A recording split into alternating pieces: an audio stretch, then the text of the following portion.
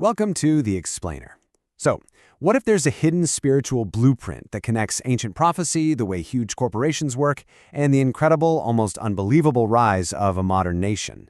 Today, we are diving into a really fascinating worldview that might just challenge everything you think you know about faith, power, and what it really means to succeed. So right out of the gate, this whole idea kicks off with a pretty sharp critique. It argues that for so many people, faith has become this cycle of dependency, just clinging on, begging for stuff like money or health, while totally missing the bigger picture, understanding the incredible power that we actually hold inside ourselves. And that, of course, leads to the big question. If the systems we've always relied on aren't really empowering us, then what's the alternative? Where are we supposed to look for a real source of strength and purpose? Well, that's exactly what we're going to start digging into right now. According to this way of thinking, before you can build something new, you got to figure out what's wrong with the old model. And that all starts with taking a hard look at the structure of modern religion itself. This is where it gets really interesting, because it takes these concepts we all know and just flips them on their head. So prayer isn't about connection anymore, it's more like a business deal. Deities aren't wise guides, they're used as tools to keep people in line. The core argument here is that these systems are actually designed to keep you dependent, not to help you grow into your true potential. Okay, so if that old model is broken, what's the new engine? This framework introduces a totally different mechanic for how the spiritual world works, one that's not about begging at all, but about a very real, very organized form of power. And that power has a name: Wanryak. Honestly, the best way to think about it is like a kind of spiritual energy or capital. It's this force that gives you real-world abilities, everything from incredible insight to actual influence over events. But, and this is key, it's not just floating around for anyone to grab. It's distributed through a very specific, highly organized structure. So the spiritual realm is described as a clear hierarchy, a real chain of command. Right at the top, you've got the Sangwan. They're the highest officials, the ones who channel that pure Wanryak. They are the source. And it's from this top tier, the true leaders here in our world, they're called Gyoju, are said to get their power and authority. And here's a great way to picture it. Think of a spiritual government. You know how a central government hands out resources through its regional and local offices? Well, that's how the Sangwan are said to distribute this spiritual energy, this Wanryak, down the line. It's a very systematic, very orderly flow of power. All right, you're going to want to stick with me here, because this is where this whole idea takes a wild leap, from the spiritual realm straight into the modern corporate boardroom. The argument is that this spiritual power isn't just for mystics or prophets. Nope, it's the hidden engine driving some of the world's most successful founders and CEOs. The source draws this really bold parallel. It says that huge corporations are, for all intents and purposes, modern-day religious orders. Think about it. You've got the powerful founder, the Jonaju, who is basically the chairman. You've got the core teachings, which is really just the corporate ideology.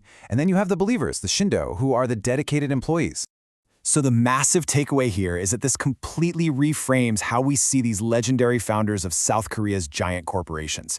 From this perspective, they weren't just brilliant businessmen. They were modern spiritual leaders, channeling that Wanryak.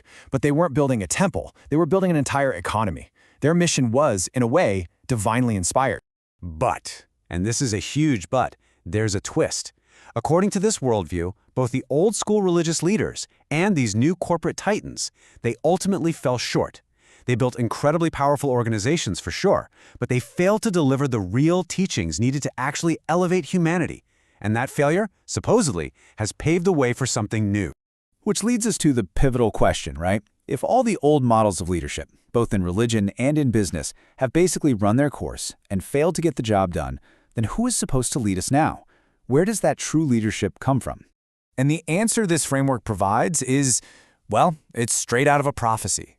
The argument isn't that we need to go out and find a new leader. It's that a whole new kind of leadership has already arrived. They're already here. These individuals are called the Chansan, which means the descendants of heaven. And according to this view, they are the result of a cosmic plan that's been in the works for 5,000 years, born specifically in modern South Korea. Their ultimate purpose isn't to build another company or another religion. It's to become Hongik Ingan, leaders who literally live for the benefit of all humanity. Now, this prophecy isn't just about a group of people in isolation. No, it is deeply, fundamentally connected to the destiny of the nation they were born into and the absolutely unique history that shaped them. The so-called proof for this prophecy is rooted in the almost unbelievable story of South Korea. I mean, after the wars, it was one of the poorest countries on the entire planet. But then, in just a couple of decades, it completely transformed itself into a global powerhouse, both economically and culturally. This worldview says that was no accident. It was a critical part of the plan. I mean, just to put that in perspective for a second, a nation that was poorer than many in Africa suddenly became a top 12 global economy, all within a single lifetime.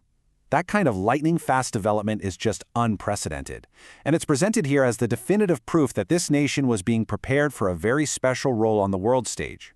So you see the whole national journey, the extreme poverty, the intense struggle for success, the rapid development, absorbing all this global knowledge. It's all seen as a kind of crucible. It was the perfect training ground intentionally designed to forge these Chen-sun, to give them that unique mix of toughness and wisdom that they would need to lead humanity. And so this entire incredible spiritual blueprint leads us to one final, really provocative question. If this prophecy is actually happening, if a new kind of leadership really is emerging, then what does that leadership even look like? What comes next, in an era beyond the old rules of religion and corporate empires? And that is the question we're left to think about.